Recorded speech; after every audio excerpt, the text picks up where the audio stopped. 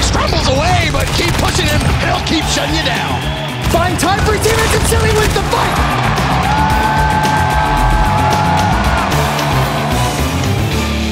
The thing I'm looking forward to most at the Minnesota Home Series is, you know, hopefully my team improves a little bit from the past couple events with it being our home event. We're really excited to actually have like all the good teams here. So we know if we do win it, and that's pretty much the highest level of competition that we're going to have in an event this year. I think having all 5 of the top teams there, I mean, it's the hardest event to win. So the points mean a little more, especially with everybody being here. The CDL points you can gain from winning in this tournament and beating the other 4 top teams means you get that much further ahead, or you gain on them if you're behind them or whatever it is in points. So this event for seeding is like got to be one of the most important ones all year. And since it's so like close, like already within like the top 3, 4, like these, and we're all here, like this matters. Probably one of the most important events like through the rest of the year. It's gonna be like a big turning point for some teams, I feel like. Yeah, for this event, I mean, you know, you pretty much get bragging rights as well, since all the good teams are there. And I feel like it's kind of like the most prestigious event to win this year, other than champs, of course, just because like that high level of competition. And you can see the top 4 in the standings completely getting shifted based on who wins the event. So it's definitely really interesting. I don't think we've really been preparing any differently than we normally would. Besides, since we're like a new team, we need to get a lot more S&D reps in than usual, because we need to catch up with Preston and just make sure he fits in really well. But otherwise, I mean, we're just doing the same old we always do.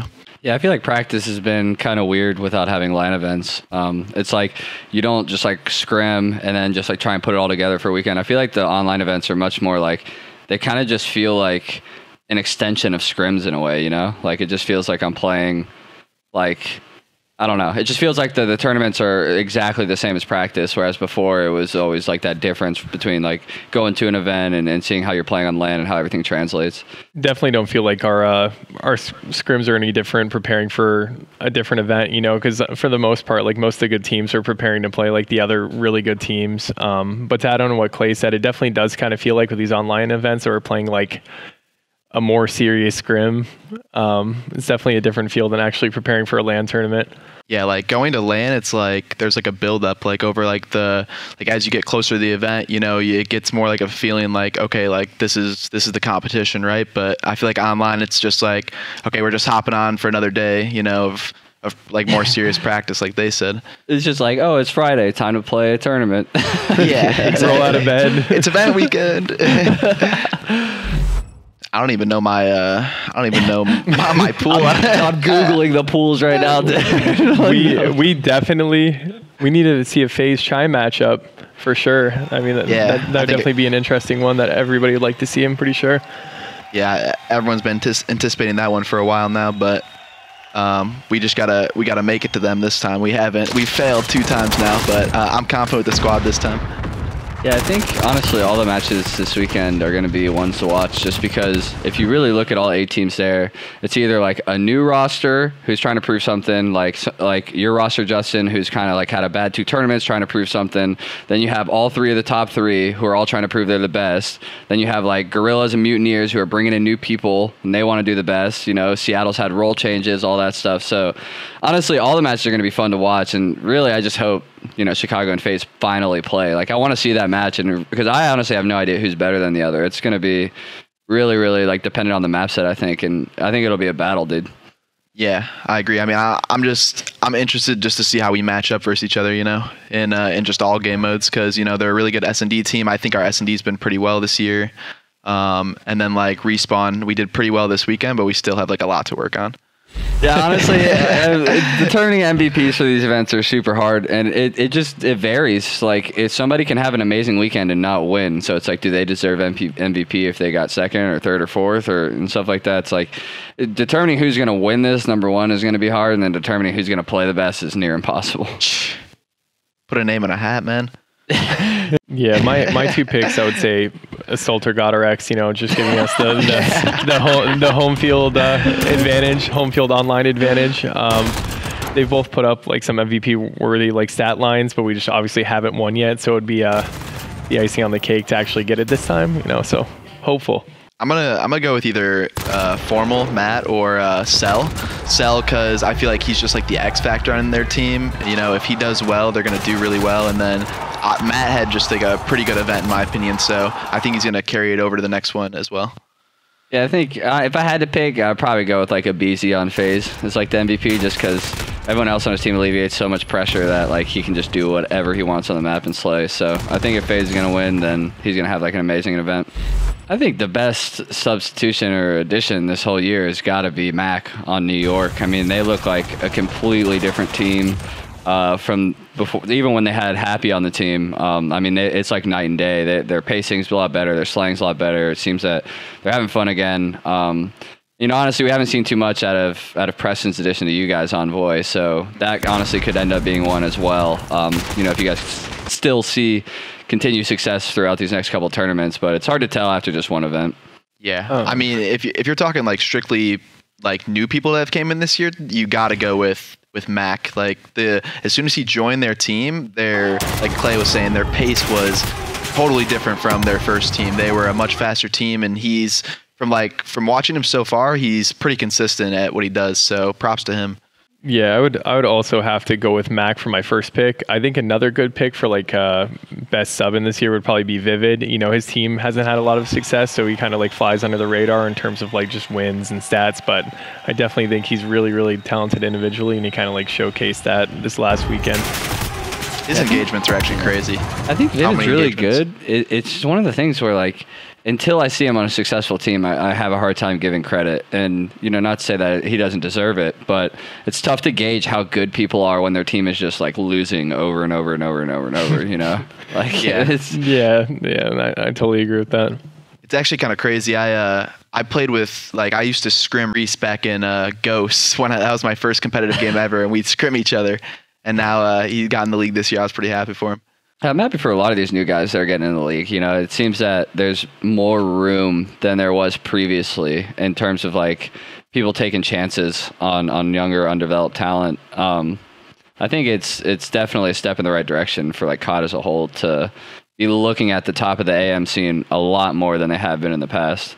Yeah, there's definitely a lot of like hidden talent and like that we would probably never have seen before, but because of the new system, like people are getting their chances and they're proving their worth. And getting paid to do it too. It's not just like you can come trial for us for free. You know, like they're getting actually paid to do it. Right. I think the biggest surprise is how good all three of the top three teams are. And not to leave you out, Justin, but like the level of competition this year is insane. Like from the top to almost the bottom. I mean, I'd say there's literally like 8 teams that could win a tournament if they all turned up, and then like each little tier is just like conglomerated on each other and with how good they are. And I feel like there's no like free matches anymore. Like you used to like be playing somebody and you'd be like, oh, this is like an easy dub, like we're gonna move on. But now I feel like every single match you gotta like grind it out and like try super hard to win. Like the competition's insane this year. Yeah, I mean, it's actually, we've seen like so many crazy matchups this year and so many close games, but like how the game plays, it makes so many of these matches so close and so entertaining to watch. But you know, it's definitely crazy. The top 3 teams, like we haven't played FaZe, but our matches versus you, Clay, they were really good, and you know, I'm looking forward to more of those. Biggest surprise all year is that everything got switched to online and how much different everything plays. For me personally, I think that's just like the absolute biggest out of nowhere thing that nobody expected whatsoever. So it's kind of taken a lot of time to get adjusted to. Yeah, I feel like a global pandemic's pretty surprising. Yeah, definitely. never experienced one in my life, you know, so first time. The craziest series I've watched this year was between you two, Clay and Justin. What event was that at LA? Because we weren't there. Yeah. The finals match was nuts. I remember watching that Hackney Yard, and you guys honestly flipped each other about 20 times on a lot of the hills, but it was like really entertaining to watch. And you guys were both playing it hella well. Yeah, I mean, I think there's a couple good series. One that sticks out to me, and it's just because it's kind of recent, was the Optic LA versus Toronto series in the semis. I can't even remember what that was. 2 events ago, maybe. I think it came out to like a round 11, game 5.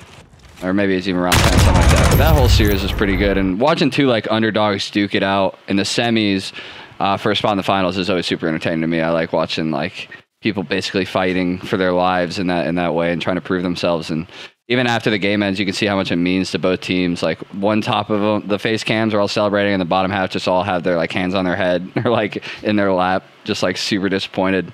Like those matches feel like they mean more to me when like both the teams really care about what's going on.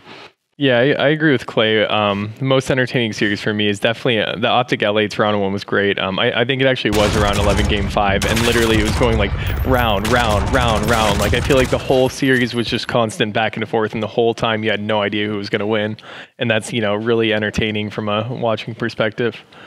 The meta's evolved really just as like the game becoming faster, I guess. I feel like at the beginning of the game, it was a much slower game because people didn't know about the slide canceling or, any of that. So, like, London, it just felt like a different game compared to every event after that. And that's partially just because people had more time to learn the game. But I feel like that's probably the biggest change, just the change of pace.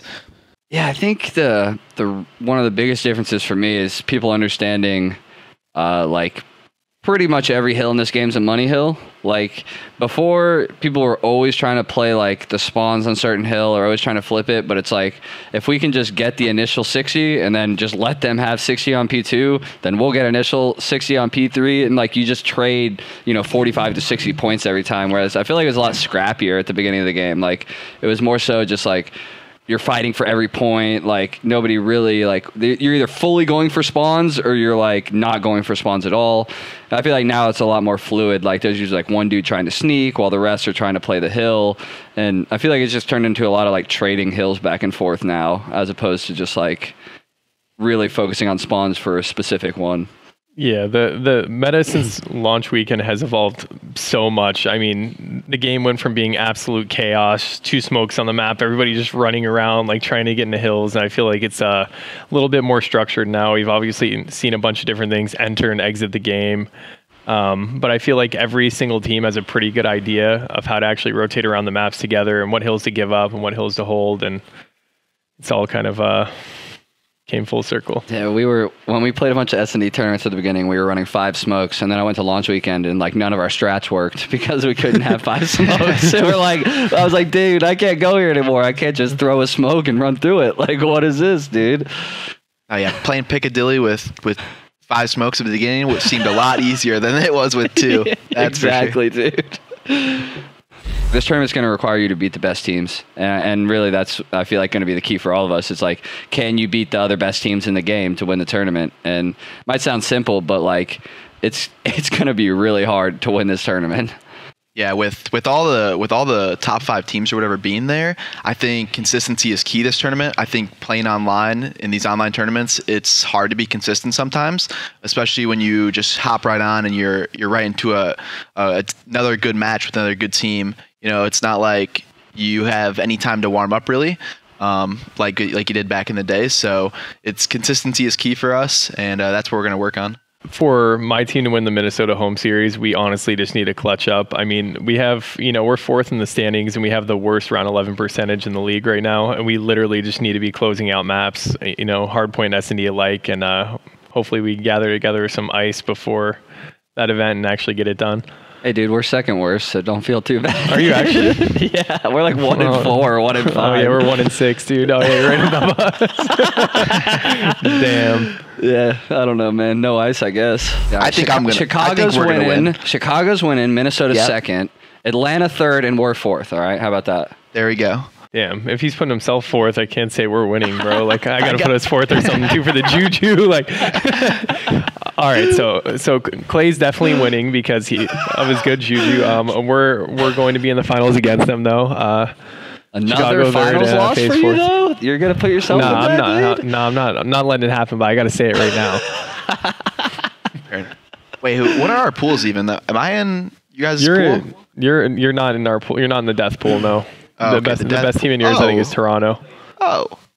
Yeah, it's us, Røkkr, FaZe, and Surge. Yeah, I guess my prediction couldn't even work out then, huh? Because 3 of us couldn't make it out. Oof. Who's not making it out to semis, though? That's the real question. That's what we got to predict. Yeah, that's the real question. I mean, you got to go with the obvious answer that Surge isn't making it out, right? That's got to be one. You don't think they can fix it? Not enough time, man. Yeah, Octane learned a whole new role. Nah, not enough time. But I mean, the second team to get knocked out, bro, it's gotta be Røkkr, right? Gotta be us. Look, you don't have auto tax sprint anymore. I don't know if you knew or not, but I think we're in pretty good shape. Dude. Or Merc foregrip, man. Like, it's a big change. Big changes. It's all right. I've been trying to get it gone since day one. Yeah, because you were using Ranger. Yeah. Now I'm using Commando. Oh my gosh. Yeah, I mean, it's tough to predict this tournament, dude.